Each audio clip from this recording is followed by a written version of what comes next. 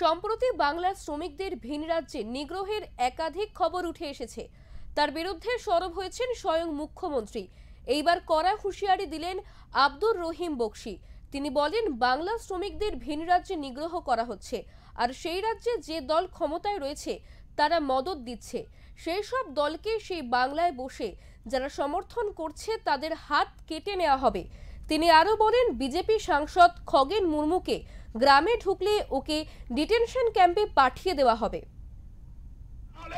আপনাকে detention camp তৈরি করে যে কোনো ব্লকে সেখানে ঢুকিয়ে রেখে দিব ঘন্টার পর ঘন্টা, দিনের পর দিন। আর বিজেপির কিছু এমএলএ স্বপ্ন দেখেছেন আবার এমএলএ হবো। মানুষ জেগে উঠেছে, বাঙালি জেগে উঠেছে, বাংলা ভাষাভাষীরা জেগে উঠেছে। একটাও আসন এবার আমরা বিজেপিকে ছাড়বো না। আর যারা আবার ধাপ্পা দিতে চাইছে, ঠকবাজি করতে চাইছে, ভেলকিবাজির রাজনীতির মধ্যে দিয়ে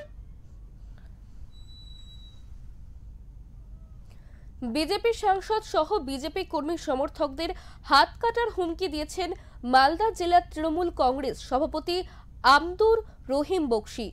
বিভিন্ন রাজ্যে বাংলার শ্রমিকদের ভিন রাজ্যে কাজ করতে গিয়ে নিগ্রহ হওয়ার প্রতিবাদে মালদার ইংরেজবাজার শহরে তৃণমূলের মিছিল ছিল।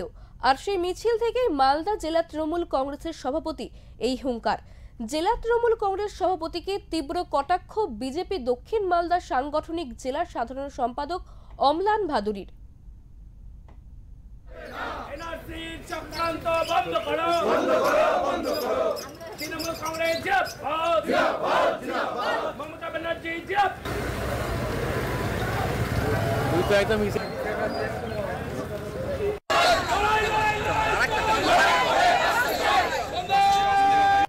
দিদি প্রতিবাদ মিছিলের মধ্যে দিয়ে করেছেন।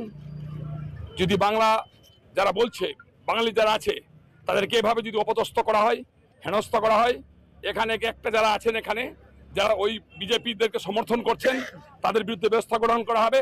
আর তাদেরও একটা মানে সেই ধরনের ব্যবস্থা গ্রহণ করার যে ব্যবস্থা গ্রহণের মধ্যে একটা নজির সৃষ্টি গোটা ভারতবর্ষে। আমরা সিদ্ধান্ত গ্রহণ করেছি। দিদি কি বলবেন জানি না, দিদি তার নিশ্চিত বক্তব্য বলেছেন। মালদারা লাখো লাখো পরিযায়ী শ্রমিক সেখানে বাঙালিরা কাজ করছে। এই বাঙালিদের গায়ের উপরে যদি একটা কাটার আঁচড় পড়ে হাতখানা নামিয়ে দিব। যারা এখান থেকে হাত তুলে বিজেপি জিন্দাবাদ বলছেন তাদের বিরুদ্ধে। মালদা জেলার তৃণমূলের সভাপতি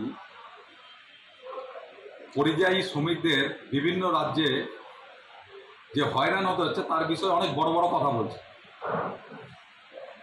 তার কাছে একটা প্রশ্ন, যে রাজ্য সরকারে আপনারা 11 বছর ধরে আছেন, কিন্তু তারপরেও মালদা জেলার তরুণ তরুণীদের কেন পরিযায়ী শ্রমিকদের হিসাবে যেতে হচ্ছে বাইরের রাজ্যে? আর বাইরের রাজ্যে যেগুলো বিজেপির রাজ্য, সেখানে যদি তাদের উপর অত্যাচার হচ্ছে আপনারা বুঝতেই পারছেন, তো তাদের পাঠাচ্ছেন কেন পশ্চিমবঙ্গে? আপনাদের ক্ষমতা নাই নিজের রাজ্যের ছেলেমেয়েদের খাওয়ারের রোজগারের ব্যবস্থা করা। আর উনি বড় বড় কথা বলছেন, কার হাত ভাঙবেন, কার পা ভাঙবেন, কার মাথা ভাঙবেন।